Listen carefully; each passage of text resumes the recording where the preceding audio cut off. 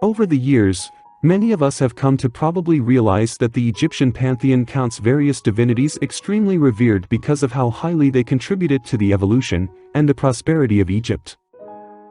They would notably be worshipped through their association with protection and fertility, whether concerning the land or the people's condition of life. Surely enough, the goddess Hathor is not an exception, and was one among these ancient goddesses with significant importance in the Egyptian mythology. Hathor was a major deity with a benign motherly nature who helped women to give birth, the dead to be reborn, and the heavenly cosmos to be renewed. This complex figure was eventually considered as the primeval being from whom all other goddesses were derived. Therefore, several female divinities mentioned in latter myths came to be regarded as names of Hathor in her contrasting benevolent and destructive aspects. She was associated in early myths with the goddess of divine retribution, and in latter myths with the goddess Isis, who in fact inherited many of Hathor's personal traits and in time absorbed more of her characteristics until surpassing her popularity in Egypt. The goddess Hathor is invariably depicted either as a cow, or in human form with the features of a beautiful woman harboring a hairstyle which resembles the Mesopotamian omega symbol, implying her relation with lions, and a variety of other symbols including those of a snake, the papyrus reed, and the sycamore tree. Much more later, she was pictured as a beautiful woman wearing a crown which consisted of a solar disk surrounded by the curved horns of a cow, and was in early times worshipped in this form with stars above her head, which portrays her maternal and celestial belonging, while the disk represents an eye from which the sun is born. In some ancient stories, the goddess was regarded as the mother of Horus, the falcon god. However, in a conflicting tradition stemming from the cult center of Horus in Upper Egypt, Hathor is also drawn as the wife of the elder Horus, whose union led to the birth of Horus the Younger, the one that we've all came to regard as the son of Isis and Osiris. The name of Hathor translates to domain or house of Horus, which led many to believe that in early times, Hathor may have been in fact the original mother of the celestial falcon god. But once the Osiris legend gained widespread popularity, this capacity was in time attributed to Isis, leaving Hathor with a complex protective rather than a maternal relationship with Horus. The pyramid text mentioned the domain of Horus as making allusion to two concepts. The first one concerns the special part of heaven where the dead king would be rejuvenated and continue to rule or live again, while the second is about the myth that Horus entered his domain through this divinity each night to rest and returned by dawn. In both cases, her name has something to do with rebirth and rejuvenation, which particularly associates the goddess with the nocturnal sky as Lady of the Stars. And as a member constituting the Eye of Ra, her relationship with the sky identified her with Venus, the evening and morning star. Following the arrival of the Greco-Roman people in Egypt, Hathor was honored as a moon deity and goddess of all precious metals and materials that shared the radiant qualities of celestial bodies, such as gold, silver, copper, and turquoise. Her popularity was attested by a number of minor goddesses who shared her attributes of mother goddess. The most important of these were the seven Hathors, the personifications of fate often called upon through magical spells. Since Hathor was also worshipped as a goddess of fertility, she was commonly invoked in private prayers and votive offerings, particularly by women desiring children. And when a child was born, it was believed that the seven Hathor would appear to pronounce the destiny of the newborn, but also had a red ribbon which they used to bind evil forces and demons that might try to intervene with the outcoming birth. These goddesses were regarded as having the power to exchange a prince born to bad fortune with a luckier child, thereby protecting the dynasty and the nation. The seven Hathors were venerated highly in life for their ability to assist in matters of love and for their protective abilities against the forces of darkness. In the spell 406 from the pyramid text, the Eye of Ra is said to have existed upon the horns of the goddess Hathor, which seems to be an early reference to the myth of the sun god being lifted up into heaven by the head of the celestial cow. And because of that, some accounts would identify her with another sky goddess whose name means the Great Flood, the one that brings the inundation of the Nile River which fertilized the land. This divine cow was often regarded as a primordial form of Hathor, and was believed to have lifted the sun god up above the primeval waters.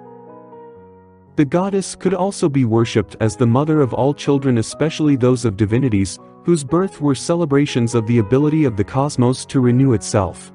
And as such, the pharaohs were called the sons of Hathor, whereas each Egyptian princess automatically became a priestess of the goddess.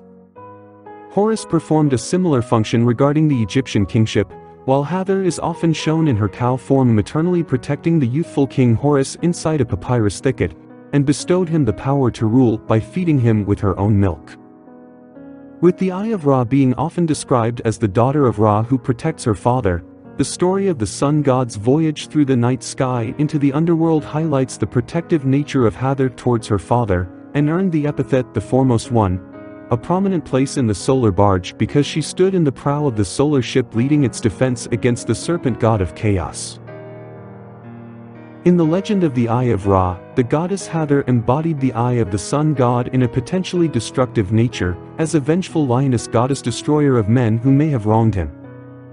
In this form, she was not a joyful goddess of love but a rampaging violent force. Although in time she came to be considered as the ultimate personification of kindness and love, she was initially a bloodthirsty deity unleashed upon the rebellious descendants of mankind to punish them for their sins.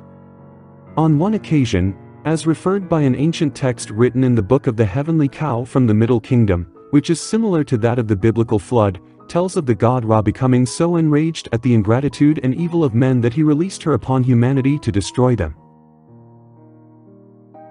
The goddess descended on the world in a fury of destruction, killing everyone she could find, crushing their homes, tearing up fields and gardens, then inevitably transformed into the violent goddess Sekhmet.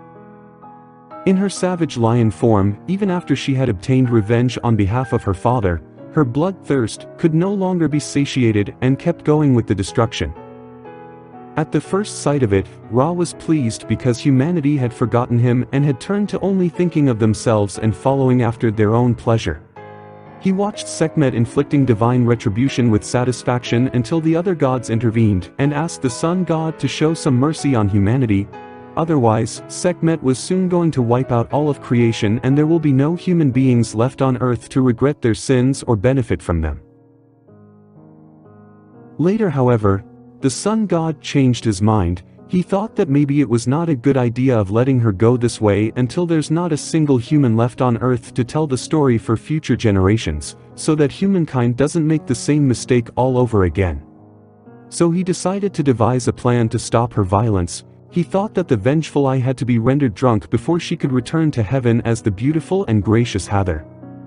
The sun god ordered a particularly strong batch of beer to be brewed in huge amount, and had the beverage dyed red in a way that resembles the immaculate red color of blood, which he then flooded the land of Dendera with. By this time, the goddess is crazed with the thirst for more blood, and when she came upon the blood-red-looking land, she got drunk after having a taste of it thinking it was blood. Fully intoxicated, she fell asleep and woke up back to her senses as the benevolent goddess of love she has always been. Humanity was thus spared destruction and their former tormentor became their greatest benefactress. Following her transformation, Hathor bestowed only beautiful and uplifting gifts upon children of the earth and assumed such high status that all later goddesses of Egypt can be considered forms of Hathor. As a goddess who transcended life and death, Hathor was widely worshipped and her name was later carried by a divinity known as the Distant Goddess, believed to have abandoned her father to live in a wild feline form in the deserts beyond Egypt. This identification came relatively late, but Hathor had long been regarded as the goddess of foreign lands, so it perfectly makes sense. When the Distant Goddess returned to her father, she brought with her the inundation of the Nile River which brings life to the people. But before the goddess released these life-giving waters, she had to be pacified and shown appreciation with music, dancing, feasting and drunkenness. This was the mythical justification for the wild and ecstatic elements in her cult, simply because she was the patron goddess of joy, inspiration and celebration. Among her many names, she was sometimes referred to as the mistress of drunkenness, which could indicate both joyful inebriation and a more ecstatic and violent state of individuality. It was proper for the whole of creation to rejoice when Hathor appeared again in her radiant beauty and joined forces with her father.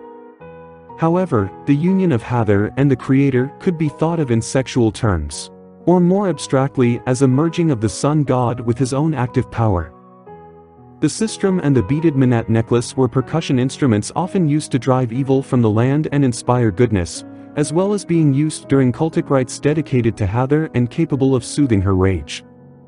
Her priestesses and worshippers would carry these instruments to celebrate her as the Queen of Happiness. Based on accounts regarding the concept of the Eye of Ra, the word that means eye in Egyptian was feminine in gender, so the divine Eye of Ra was personified as a group of protective female deities. The tale of the distant goddess is actually a story related to the godly eye through which the feminine aspect of the divine goes forth, acts upon its new environment and returns to bring some sort of transformation. This divine figure associated with change was linked to a number of female divinities, including Hathor herself. This evidence is clearly made in the Book of the Heavenly Cow, in which Hathor is identified as the eye of the sun who brought destruction upon humanity, but eventually transforms their relationship with the divine. The goddess Hathor was the female creative principle personifying love, beauty, and sexuality. She could be the most seductive of all Egyptian deities. This erotic side of her nature associated with the erotic aspects of music and dance makes her the patroness of lovers in Egyptian poetry. Hathor enjoyed great prominence in Greco-Roman culture as they identified her with their own goddesses of beauty and love, Aphrodite by the Greeks and Venus by the Romans, and therefore many elements in the makeup of these Greco-Roman goddesses were modeled based on her Egyptian fashion. In the contendings of Horus and Seth, a tribunal of 9 powerful gods were to decide who was to rule the land of Egypt. Among these deities was the sun god, who at some point became angry and was sinking back into the inert state that would mean the end of the world. In order to appease him, Hathor visits her father and danced lustfully in front of him while showing him her genitals, succeeding on driving away his evil mood. Although being clearly a sexual gesture, the abstract interpretation of the importance of balance between the feminine and masculine principles is to maintain order and harmony. Revealing herself to her father in an unexpected gesture which lightens his mood and puts things in perspective, the goddess shows that the balance between the duality of feminine and the masculine, between light and darkness, is emphasized throughout the Egyptian culture and within myths relating to these divinities. She is prominent in many royal tombs in the Valley of the Kings at Thebes, where she is seen as a funerary deity strongly linked with Ra when he descends below the western horizon. Hathor, as the goddess of the west, welcomed the setting sun into her outstretched arms, and for both gods and people, she eased the transition from death to new life. At Necropolis, Hathor was the lady who opened the gates of the underworld and was thought to live in sycamore trees, subsequently bearing the epithet, Lady of the Sycamore. She could cross boundaries between worlds, helping the dead in the transition to the afterlife, gave food and water to the deceased as they arrived in the underworld, then guided the worthy souls toward the paradise. Unlike other deities of ancient Egypt whose clergy needed to be of the same gender as the deity they served, those who served the goddess Hathor could be both men or women.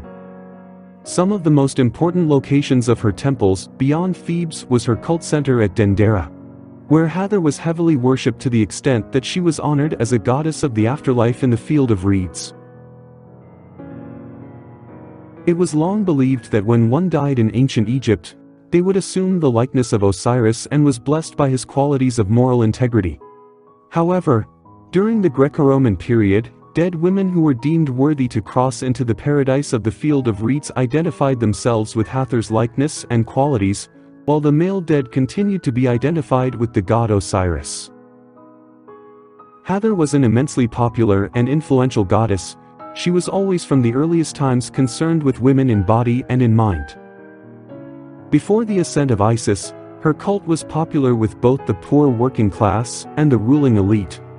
And thanks to the patronage of Old Kingdom rulers, she became one of the most important deities in Egypt, with more temples dedicated to her than any other goddess.